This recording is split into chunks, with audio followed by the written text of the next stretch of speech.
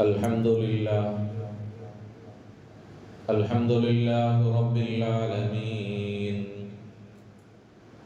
والصلاة والسلام على سيدنا محمد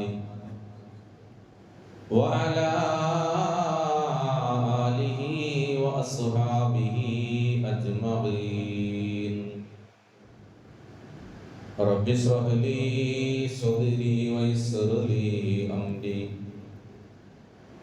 واحلل عقدة من لساني يفقهوا قولي وما توفيقي إلا بالله عليه توكلت وإليه أنيب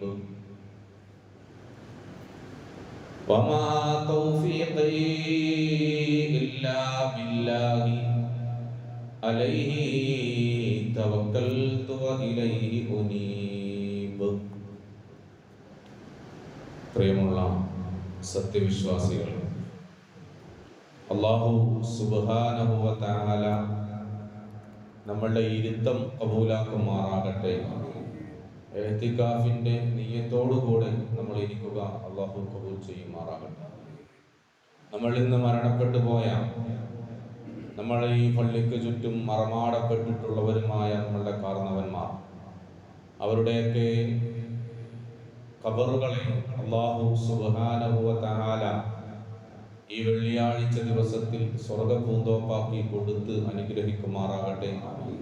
അവർക്കും നമ്മൾക്കുമെല്ലാം ഇത്തുക്കും മിനന്നാർ നരകമോചനം നൽകി അനുഗ്രഹിക്കുമാറാകട്ടെ. മഹാനായ ആദം നബി അലൈഹിസ്സലാത്തു വസ്സലാമിനെ അല്ലാഹു സുബ്ഹാനഹു വ തആല സൃഷ്ടിക്കാൻ ഉദ്ദേശിച്ച സമയം, നമ്മൾ സാധാരണയിൽ ആദം നബിയാണ് ആദ്യമ മനുഷ്യൻ എന്ന് പറയാം. എന്നാൽ ആദം നബിയെ അല്ലാഹു സൃഷ്ടിക്കാൻ ഉദ്ദേശിച്ചപ്പോൾ മലക്കുകളോട് ചോദിച്ചു, ഇന്നി ജാഇലുൻ ഫിൽ അർളി ഖലീഫ, ഞാൻ ഭൂമിയിലേക്ക് എൻ്റെ ഒരു പ്രതിനിധിയെ അയക്കാൻ പോവുകയാണ്. ഞാൻ മനുഷ്യനെ സൃഷ്ടിക്കാൻ പോകുന്നു എന്നല്ല, ഞാൻ എൻ്റെ ഭൂമിയിലേക്ക് ഒരു പ്രതിനിധിയെ അയക്കാൻ പോവുകയാണ്. ഖാലു, മലക്കുകൾ പറഞ്ഞു, അത്തജ്അലു ഫീഹാ മൻ യുഫ്സിദു ഫീഹാ, അല്ലാഹുവേ, അത്തജ്അലു ഫീഹാ, ഭൂമിയിലേക്ക് നീ അയക്കുകയാണോ, മൻ യുഫ്സിദു ഫീഹാ, ഭൂമിയിൽ പ്രശ്നമുണ്ടാക്കുന്ന ആളുകളെ, രക്തം ചിന്തുന്ന ആളുകളെ നീ ഭൂമിയിലേക്ക് അയക്കുകയാണോ എന്ന് മലക്കുകൾ തിരിച്ചു ചോദിച്ചു.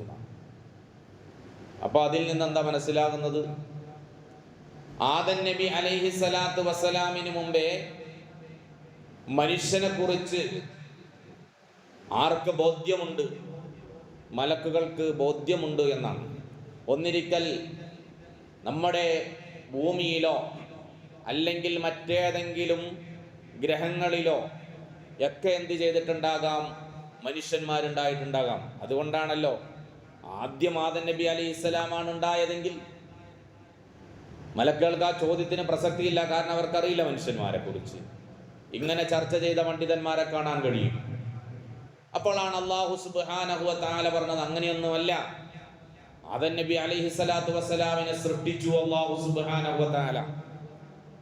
എന്നിട്ട് ആദം നബി അലൈഹിസ്സലാത്തു വസ്സലാമിന് അല്ലമ അല്ലാദമ അസ്മാഅ കുല്ലഹ, മുഴുവൻ പേരുകളും മുഴുവൻ ഇൽമുകളും അറിവുകളും ആദം നബി അലൈഹിസ്സലാത്തു വസ്സലാമിന് അല്ലാഹു സുബ്ഹാനഹു വ തആല പഠിപ്പിച്ചു കൊടുത്തു. അപ്പോൾ മനുഷ്യനെ ശാസ്ത്രം ഇന്ന് പുരോഗമിച്ചിട്ട് നമ്മളൊക്കെ സ്കൂളുകളിൽ പഠിച്ചതുപോലെ നിയാണ്ടർത്താൾ മനുഷ്യന്മാർ അല്ലേ, ഒരുപാട് മനുഷ്യന്മാരുടെ പേരുകൾ മുൻപ് പഠിച്ചിട്ടുണ്ടെങ്കിൽ, ഒരു നാഗരികത രൂപപ്പെടുന്നതിന് മുമ്പുള്ള മനുഷ്യന്മാരെ കുറിച്ച് പഠിച്ചിട്ടുണ്ടെങ്കിൽ, അതിനുശേഷമൊക്കെ തുണിയൊടുക്കുന്ന, വസ്ത്രം ധരിക്കുന്ന അറിവുള്ളവനായ ഒരു മനുഷ്യനാണ് മഹാനായ അബുൽ ബഷർ ആദം നബി അലൈഹിസ്സലാത്തു വസ്സലാം എന്ന് പറയുന്നത്. ആ ആദം നബി അലൈഹിസ്സലാത്തു വസ്സലാമിന് അള്ളാഹ് കൊടുത്തത് അറിവാണ്. ആ അറിവിൽ മനുഷ്യൻ ഇന്ന് എവിടെ എത്തി നിൽക്കുന്നു എന്നുള്ളതാണ്. മനുഷ്യൻ ഇന്ന് ആ അറിവിൽ അവൻ ഓരോ പടി കയറി 1972 എന്ന് പറഞ്ഞാൽ, കൃത്യമായി പറഞ്ഞാൽ 54 വർഷങ്ങൾക്ക് മുമ്പ് അവൻ ഈ ഭൂമിയിൽ നിന്ന് അവന്റെ സാങ്കേതികമായ അവന്റെ വിദ്യ ഉപയോഗിച്ചുകൊണ്ട്, അവന്റെ ബുദ്ധിയെ പ്രയോഗിച്ചുകൊണ്ട് അവനിടവെന്ന് പോയി ചന്ദ്രനിലേക്ക് പോവുകയുണ്ടായി. ചന്ദ്രനിലേക്ക് 1972 ആളുകൾ പോയി. അവിടെ ചെന്നു. അവിടെ അവർ ചന്ദ്രനിൽ ഇറങ്ങി എന്ന് പറയപ്പെടുന്നു. അഭിപ്രായ വ്യത്യാസങ്ങൾ ഒരുപാട് ഇപ്പോൾ നിലവിലുണ്ട്. ആ 54 വർഷങ്ങൾക്ക് ശേഷം ഈ 2026 ഈ പറയുന്നതായ ഏപ്രിൽ 2-ാം തീയതി, ഇന്നലെ ഇന്ത്യൻ സമയം 4:35 രാവിലെ, നമുക്കറിയാം നാസയുടെ പേടകമാകുന്ന ആർട്ടമിസ് 2 എന്ന് പറയുന്ന പേടകത്തിൽ 4 ആളുകൾ, ഒരു വനിതയടക്കം എന്ത് ചെയ്തിരിക്കുകയാണ്? 10 ദിവസത്തേക്ക് ചന്ദ്രനിലേക്ക് പോയിരിക്കുകയാണ്. 10 ദിവസം എന്ന് പറഞ്ഞാൽ 6-ാം തീയതിയാണ് അവർ ചന്ദ്രന്റെ ഉപരിതലത്തിലേക്ക് എത്തുക. 54 വർഷം മുമ്പ് പോയ ആളുകൾ അവിടെ ചന്ദ്രനിൽ കാലുകുത്തിയെങ്കിൽ ഇക്കാണുന്നതായ സമ്പത്തൊക്കെ മുടക്കി പോകുന്ന ഈ ആളുകൾ ഏപ്രിൽ 6-ാം തീയതി അവിടെ എത്തിയാൽ അവിടെ കാലുകുത്തുന്നില്ല. പിന്നെയോ ആ ചന്ദ്രനെ വലയം ചെയ്ത് 4.5 ലക്ഷം കിലോമീറ്റർ സഞ്ചരിച്ച് കൃത്യം ഏപ്രിൽ 10-ാം തീയതി പസഫിക് സമുദ്രത്തിൽ വന്ന് ഇറങ്ങുമെന്നുള്ളതാണ് നാസ പറയുന്നത്. എന്തിനാ പിന്നെ അവര് പോയത്? അവര് പറയുന്നത്, ഞങ്ങൾ ഇപ്പൊ ചന്ദ്രനിൽ ഇറങ്ങുന്നില്ല, പിന്നെയോ ഇനി മറ്റൊരു പേടകം പോകാനുണ്ട്. ആർട്ടമിസ് 4 എന്ന് പറയുന്ന ഒരു പേടകം അടുത്തതോ അല്ലെങ്കിൽ അടുത്ത വർഷമോ പോകും. അതാണ് ചന്ദ്രനിൽ ഇറങ്ങുന്നത്. ചന്ദ്രനിലൊരു താവളമുണ്ടാക്കി അവിടെ നിന്ന് ചൊവ്വയിലേക്കുള്ള പ്രയാണത്തിന്റെ ജൈത്രയാത്രയുടെ തുടക്കം മാത്രമാണ് ഇതെന്ന് മാധ്യമങ്ങൾ റിപ്പോർട്ട് ചെയ്തതായി കാണാൻ കഴിയും. ഏത്? ഇവിടെ നിന്ന് പോകുമ്പോ, ഇവിടെ നിന്ന് ആലുവക്ക് പോകുമ്പോ നമ്മൾ ഒന്ന് ഇറങ്ങൂലോ, ഒരു വെള്ളം കുടിക്കാൻ, അല്ലെങ്കിൽ ഒന്ന് ഭക്ഷണം കഴിക്കാൻ, ഒന്ന് നിസ്കരിക്കാൻ ഇറങ്ങി, ഒന്ന് വിശ്രമിക്കാൻ ഇറങ്ങുന്നത് പോലെ ഇവിടെ നിന്നൊരു മനുഷ്യൻ ചൊവ്വയിലേക്ക് സഞ്ചരിക്കുമ്പോൾ അവനൊന്ന് ഇറങ്ങി വിശ്രമിക്കാനുള്ള താവളമാണ് ഈ പറയുന്ന ചന്ദ്രൻ എന്ന് പറയുന്നത്. അതിനാണ് ഞങ്ങൾ ഇതൊക്കെ ചെയ്തു കൂട്ടുന്നത്, ഇതൊക്കെ ചെയ്യുന്നത് എന്ന് പറയുമ്പോൾ അല്ലാഹു സുബ്ഹാനഹു വ തആല പരിശുദ്ധമായ ഖുർആനിലൂടെ നമ്മളെ പഠിപ്പിക്കുന്നതായി കാണാം. യാ മഅ്ശറൽ ജിന്നി വൽ ഇൻസ് ഇനിസ്തതഅതും അൻ തൻഫുദൂ മിൻ അഖ്താരി സമാവാതി വൽ അർള്. സൂറത്തുർ റഹ്മാൻ വളരെ പ്രത്യേകതയുള്ള സൂറത്താണല്ലോ. ഫബിഅയ്യി ആലാഇ റബ്ബികുമാ തുകദ്ദിബാൻ എന്ന് മടക്കി ചോദിക്കുന്ന സൂറത്തുർ റഹ്മാനിലൂടെ അള്ളാഹു ചോദിക്കുകയാണ്, യാ മഅ്ശറൽ ജിന്നി വൽ ഇൻസ്, മനുഷ്യകുലമേ. മനുഷ്യകുലത്തെ മാത്രമല്ല അവിടെ അള്ളാഹ് വിളിക്കുന്നത്, ജിന്നിന്റെ സമൂഹമേ. ഒരുപാട് കഴിവുകൾ കൊടുത്ത സമൂഹമാണല്ലോ ജിന്ന് സമൂഹം. ആ ജിന്ന് സമൂഹത്തെയും വിളിച്ചിട്ട് അള്ളാഹു ചോദിക്കുകയാണ്, ഇനിസ്തതഅതും അൻ തൻഫുദു മിൻ അഖ്താരി സമാവാതി വൽ അർള്. ആകാശഭൂമികളുടെ അഖ്താർ, അതിന്റെ അതിർവരമ്പുകൾ ഭേദിച്ചുകൊണ്ട് നിങ്ങൾക്ക് കടന്നു പോകാൻ കഴിയുമെന്നാണോ നിങ്ങൾ കഴിയുന്നത്? എങ്കിൽ ഫംഫുദു, നിങ്ങൾ കടന്നു പോയിക്കൊള്ളുക. നിങ്ങൾക്ക് അങ്ങനെ ഭൂമിയുടെ ഉപരിതലത്തെ അതിന്റെ ആ നിയന്ത്രണ രേഖയെ എത്രത്തോളം എന്ന് ചോദിച്ചാൽ, അതിന്റെ ശാസ്ത്രീയമായ വശമെന്ന് ചോദിച്ചാൽ, ഭൂമിക്കൊരു ഗുരുത്വാകർഷണ ബലമുണ്ട്. ആ ഗുരുത്വാകർഷണത്തെയും ഭേദിച്ചുകൊണ്ട് നിങ്ങൾക്ക് പോകാൻ കഴിയുമെങ്കിൽ ഫംഫുദു, നിങ്ങൾ പോയിക്കൊള്ളുക. പക്ഷേ ലാ തംഫുദു ഇല്ലാ ബിസുൽത്താൻ, നിങ്ങൾക്ക് അങ്ങനെ പോകാൻ കഴിയുന്നത് എങ്ങനെയാണെന്ന് അറിയുമോ? നിങ്ങൾക്ക് ആ പോകാൻ കഴിയുന്നത് ഒരു ബിസുൽത്താനിൻ, അള്ളാഹുവിന്റെ ഭാഗത്ത് നിന്നുള്ള ഒരു അധികാരത്തിന്റെ ഭാഗമായിട്ടല്ലാതെ നിങ്ങൾക്ക് പോകാൻ കഴിയില്ല. ഒരു അധികാരം, ആ അധികാരം അള്ളാഹുവിന്റെ കയ്യിൽ തന്നെയാണുള്ളത്. ആ അധികാരത്തോടുകൂടെ അല്ലാതെ നിങ്ങൾക്ക് പോകാൻ കഴിയില്ല. നമുക്കിപ്പോഴും ഏപ്രിൽ 11-ാം തീയതി അവർ തിരിച്ചു വരും എന്ന് പറയാനേ കഴിയുള്ളൂ, ഉറപ്പിക്കാൻ കഴിയില്ല. അവർ വന്ന് ഇറങ്ങി കൃത്യമായി ലാൻഡ് ചെയ്യാൻ അവർക്ക് കഴിയുമോ എന്ന് പറയാൻ കഴിയില്ല. കാരണം മുൻകാല ശാസ്ത്രത്തിന്റെ ചരിത്രങ്ങൾ നമ്മുടെ മുമ്പിലുണ്ട്. വന്നിറങ്ങി തീഗോളമായി പോയതായ ആളുകളുടെ ചരിത്രം നമ്മളുടെ മുമ്പിലുണ്ട്. നമ്മൾ പത്രമാധ്യമങ്ങളിലൂടെ വായിച്ചിട്ടുണ്ട്. സുൽത്താൻ ഒരു അധികാരം അല്ലാഹു സുബ്ഹാനഹു വ തആലയ്ക്കുണ്ട്. ഇനി രണ്ടാമതായി പിന്നീട് വന്ന ആധുനിക ഖുർആൻ വ്യാഖ്യാതാക്കളായ ആളുകൾ സുൽത്താൻ എന്ന് പറഞ്ഞാൽ അധികാരത്തിന് കൊടുത്ത വ്യാഖ്യാനം എന്ന് പറയുന്നത് സയന്റിഫിക് നോളജാണ്, ടെക്നോളജിയാണ്. ഒരു ടെക്നോളജിയുടെ സഹായമില്ലാതെ, ഒരു ശാസ്ത്രീയമായ ഒരു അറിവില്ലാതെ നിങ്ങൾക്ക് സഞ്ചരിക്കാൻ കഴിയില്ല എന്ന് അല്ലാഹു സുബ്ഹാനഹു വ തആല പറഞ്ഞു വെച്ചു. ബി സുൽത്താൻ എന്നതിന് അങ്ങനെയാണ് അവർ അർത്ഥം കൊടുത്തത്. ഞാൻ എൻ്റെ വിഷയത്തിലേക്കാണ് കടന്നു വരുന്നത്. ഞാൻ പറഞ്ഞു വന്നത്, ഈ ആധുനിക ശാസ്ത്രം ഇങ്ങനെ വളർന്നപ്പോൾ നമ്മളിങ്ങനെ ചുരുങ്ങി ചെറിയൊരു ഭൂമി, ചെറിയ ഒരു ഗ്ലോബൽ വില്ലേജായി നമ്മൾ മാറിയിരിക്കുകയാണ്, അല്ലേ? ശാസ്ത്രത്തിൻ്റെ അള്ളാഹു ആദം നബി അലൈഹി സ്വലാമിനെ സൃഷ്ടിച്ചപ്പോൾ പറഞ്ഞത് അറിവ് കൊടുത്തു. ആ അറിവിലൂടെ മനുഷ്യൻ വളർന്ന് ഇത്രയും എത്തിയിരിക്കുമ്പോൾ നമ്മൾ പറയുന്നത് കാനഡക്കാരനായ മാർഷൽ എന്ന തത്വചിന്തകനാണ് ഗ്ലോബൽ വില്ലേജ് എന്ന് പറയുന്ന ആശയം കൊണ്ടുവന്നത്. ലോകം മുഴുവൻ ഒരു ചെറിയ ഗ്രാമമാണെന്ന് അയാൾ പഠിപ്പിച്ചു. ശരിയാണല്ലോ. ഒരു കാലഘട്ടത്തിൽ ഗൾഫിൽ പോയിരുന്ന ആളുകൾ ഒരു കത്തയച്ച ആ കത്തിന് മറുപടി ഇങ്ങനെ കാത്തിരുന്നാൽ എപ്പോഴാ കത്ത് കിട്ടും നമ്മുടെ കയ്യിൽ? അത് മാറി ഇന്ന് ഗൾഫിൽ എന്ത് സംഭവിക്കുന്നു എന്നത് ആ നിമിഷത്തിൽ അറിയുന്ന രീതിയിലേക്ക് ലോകം ഇന്ന് ചെറുതായിരിക്കുന്നു. ശാസ്ത്രത്തിന്റെ വളർച്ചയാണത്. ആ ശാസ്ത്രം ഇങ്ങനെ വളർന്നു വന്നതിന്റെ ഒരു ഗ്ലോബൽ വില്ലേജ് ആയതാണ്. ഇവിടെ ഇരുന്നു കൊണ്ട്, നമ്മുടെ ഈ നാട്ടിലിരുന്നു കൊണ്ട് ലോകത്തിന്റെ ഏത് ഭാഗത്തുള്ള ഒരു വസ്തുവും പർച്ചേസ് ചെയ്യാൻ കഴിയുന്ന രീതിയിൽ ലോകം ഇന്ന് മാറിയിരിക്കുന്നു. അവിടെ പോകേണ്ടതില്ല.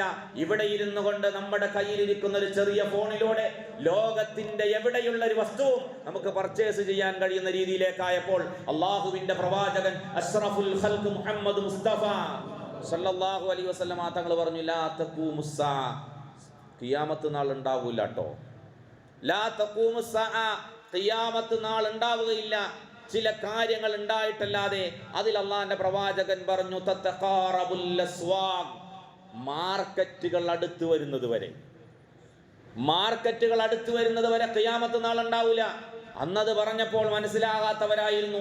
പിന്നീട് വന്നവർ പല രീതിയിൽ അതിനെ വിശദീകരിച്ചുവെങ്കിൽ ഇന്ന് ആധുനിക കാലഘട്ടത്തിൽ ലോകത്തിന്റെ നേതാവ് അസ്സാദിഖുൽ മസ്ദൂഖ് മുഹമ്മദ് മുസ്തഫ സല്ലല്ലാഹു അലൈഹി വസല്ലമ തങ്ങളാ പറഞ്ഞതിന്റെ അർത്ഥം കൃത്യമായി മനസ്സിലാക്കിയവരാണ്. മാർക്കറ്റുകളൊക്കെ നമുക്കിന്ന് വിരൽ തുമ്പിലായി മാറിയിട്ടുണ്ട്, അടുത്തിട്ടുണ്ട്, അല്ലേ? ലോകം ഇങ്ങനെ ചുരുട്ടപ്പെടുകയാണ്. എത്രത്തോളം എന്ന് ചോദിച്ചാൽ നമ്മൾ പശ്ചിമേഷ്യയിലെ സംഘർഷങ്ങളെ കുറിച്ച് പറയുന്നു. ആ ലോകം എത്ര ചുരുണ്ടു എന്നതിലേക്കാണ് ഞാൻ പറയുന്നത്. പശ്ചിമേഷ്യയിലുണ്ടായ സംഘർഷങ്ങളിൽ ഹോർമുസ് കടലിടുക്കിൽ ഇറാൻ കൃത്യമായ നിലപാടെടുത്തപ്പോ കേരളത്തിലെ നമ്മളുടെ അടുക്കളകളിൽ തീ കത്തുന്നില്ല. ലോകം ചുരുങ്ങിയിടത്താണ് നമ്മൾ പറയുന്നത്. ഏതോ ഒരു രാജ്യത്ത് ആ രാജ്യത്തിന്റെ ഒരു തലയിൽ അവിടെ ചില പ്രശ്നങ്ങൾ ഉണ്ടായപ്പോൾ നമ്മൾക്ക് ഇന്ധനത്തിന് ലോകത്ത് ക്ഷാമമാവുകയാണ്. ചരക്കുകൾ കെട്ടിക്കിടക്കുകയാണ്. 400-ഓളം വരുന്ന കപ്പലുകളാണ് ഇന്നലത്തെ പത്രമാധ്യമങ്ങളുടെ റിപ്പോർട്ട് അനുസരിച്ച് എന്ത് ചെയ്യുന്നത്, ആ കടലിടുക്കിൽ കിടക്കുന്നത്. നമ്മൾ കേരളീയർ ഒരു പുതിയ സംസ്കാരം പഠിച്ചിരുന്നു. എന്താ? പുറത്തു പോയി രാത്രിയിൽ ഫാസ്റ്റ് ഫുഡ് ഭക്ഷണം കഴിച്ചാൽ മാത്രം ജീവിക്കുന്നവരായി ആളുകളായി നമ്മൾ മാറിയിരുന്നു. നമുക്ക് ഫാസ്റ്റ് ഫുഡിന് പോയാൽ ഭക്ഷണം കിട്ടാത്ത എന്താ കാരണം? വാതകം കിട്ടാനില്ല, ഗ്യാസ് കിട്ടാനില്ല. എന്താ പ്രശ്നം? അവിടെ യുദ്ധം നടക്കുന്നു. അതാണ് പ്രശ്നം. അവിടെ അത്രത്തോളം ലോകം ചുരുങ്ങിപ്പോകുന്നതിലേക്ക് എത്തി നിൽക്കുന്നു. അല്ലാഹു സുബ്ഹാനഹു വ തആല പരിശുദ്ധമായ ഖിയാമത്ത് നാളിനെ വിശദീകരിച്ചു. അള്ളാഹിന്റെ പ്രവാചകൻ പറഞ്ഞു, യഖ്ബിലുല്ലാഹുൽ അർള യൗമൽ ഖിയാമ, ഖിയാമത്ത് നാളിൽ അല്ലാഹു ഭൂമി എങ്ങനെ പിടിക്കും. വയത്വി സമാഅ ബിയമീനിഹി, അല്ലാഹു അവന്റെ വലത് കൈകൊണ്ട്, അതൊരു ആലങ്കാരിക പ്രയോഗമായി നമ്മൾ എടുത്താൽ മതി. അവന്റെ വലത് കൈകൊണ്ട് അല്ലാഹു സുബ്ഹാനഹു വ തആല ആകാശത്തെ ഇങ്ങനെ ചുരുട്ടും. അല്ലാഹു ചുരുട്ടി, അതുകൊണ്ടാണ് എന്ത് ചെയ്യാൻ പറ്റുന്നത്, ബഹിരാകാശത്തേക്ക് മനുഷ്യന് സഞ്ചരിക്കാൻ കഴിയുന്നത്. ഖിയാമത്ത് നാളിന്റെ അടയാളമാണത്. അവിടെ പോയിട്ട് എല്ലാ രാജ്യങ്ങളും മത്സരിക്കുകയാണ്. എന്തിനാ? ഭൂമിയിൽ വീടുണ്ടാക്കാനല്ല, ബഹിരാകാശ നിലയങ്ങൾ ഉണ്ടാക്കി അവിടെ താമസിക്കാൻ വേണ്ടിയിട്ട് മനുഷ്യൻ രാജ്യങ്ങൾ മത്സരിച്ചുകൊണ്ടിരിക്കുമ്പോൾ അല്ലാഹ് പറയുകയാണ് അല്ലാഹുവിന്റെ വലത് കൈയിൽ ആകാശത്തെ ചുരുട്ടും. സുമ്മ യഖൂൽ, എന്നിട്ട് അല്ലാഹ് ചോദിക്കും, അനൽ മലിക്കു, ഞാനാണ് അധികാരി.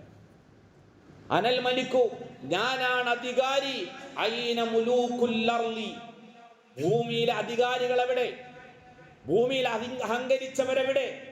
ഭൂമിയിൽ അഹങ്കരിച്ചതായ ന്യായാധിപന്മാർ, അല്ലെങ്കിൽ വിധികർത്താക്കൾ, അല്ലെങ്കിൽ ഭരണാധികാരികൾ എവിടെയെന്ന് ചോദിക്കുമെന്ന് അള്ളാഹുവിന്റെ പ്രവാചകൻ അഷ്റഫുൽ ഖൽഖ് മുഹമ്മദ് മുസ്തഫ സല്ലല്ലാഹു അലൈഹി വസല്ലം തങ്ങൾ വർത്തമാന കാലഘട്ടത്തിലെ ഏതൊരു വിഷയം എടുത്ത് നോക്കിയാലും നമുക്ക് കാണാൻ കഴിയുന്നത് ഭൂമി ഇങ്ങനെ ഒരു ചുരുണ്ട് എന്ത് ചെയ്യുന്നു എന്നുള്ള ചെറുതായി മാറുന്നു എന്നുള്ളതാണ്.